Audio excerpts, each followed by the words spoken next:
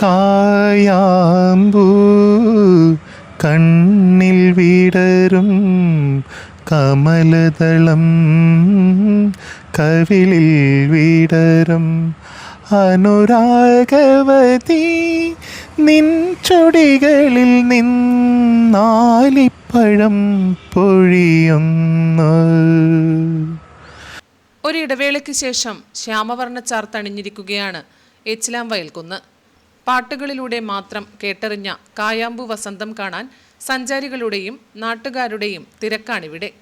വർഷത്തിലൊരിക്കൽ മാത്രം വിരിയുന്ന ഈ നീലവസന്തം കാണാൻ ദൂരദേശങ്ങളിൽ നിന്നുപോലും നിരവധി ആളുകളാണ് എത്തിച്ചേരുന്നത്. കണ്ണൻ്റെ ശരീരവർണ്ണത്തോട് ഉപമിക്കുന്നതിനാലാണ് ഭക്തിഗാനങ്ങളിലും കവിതകളിലും കായാമ്പൂവിന് ഇത്രയേറെ പ്രശസ്തി ലഭിച്ചത്.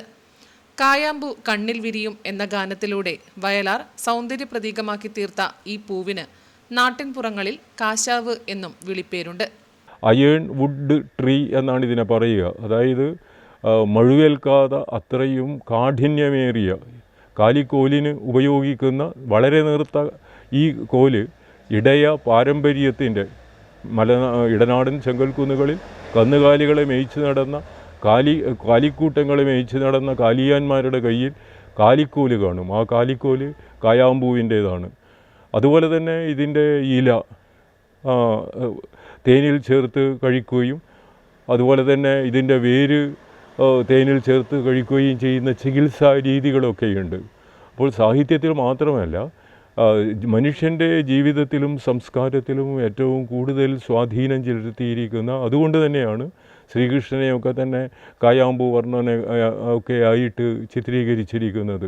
പച്ചപ്പാർന്ന കുന്നിൻ ചെരുവിൽ പെട്ടെന്നൊരു നാൾ നീലപ്പട്ടുടുത്തതുപോലെ ഈ ചെടികൾ കൂട്ടത്തോടെ പൂത്തു നിൽക്കുന്നത് വശ്യമനോഹരമായ ഒരു കാഴ്ചയാണ്.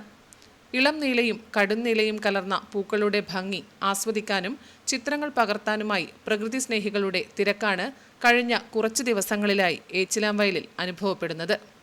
പശ്ചിമഘട്ട മലനിരകളിലും കുന്നിൻ പ്രദേശങ്ങളിലും കല്ലും പാറയും നിറഞ്ഞ ഇടങ്ങളിലാണ് കാശാവ് ചെടികൾ പൊതുവെ വളരുന്നത്. വർഷത്തിൽ ഒരു തവണ മാത്രമാണ് ഇവ പൂവിടുന്നത്. ഏതാനും ആഴ്ചകൾ മാത്രമാണ് ഇവ പൂത്തുലഞ്ഞു നിൽക്കാറുള്ളത്. തരിശുഭൂമികളും കുന്നുകളും വൻതോതിൽ ഇല്ലാതായിക്കൊണ്ടിരിക്കുന്ന ഈ കാലഘട്ടത്തിൽ ഏച്ചിലാംവയലിലെ ഈ കായാമ്പൂ വസന്തം പ്രകൃതി കാത്തുവയ്ക്കുന്ന അപൂർവമായൊരു വിരുന്നാണ്. Network news, Payyanur.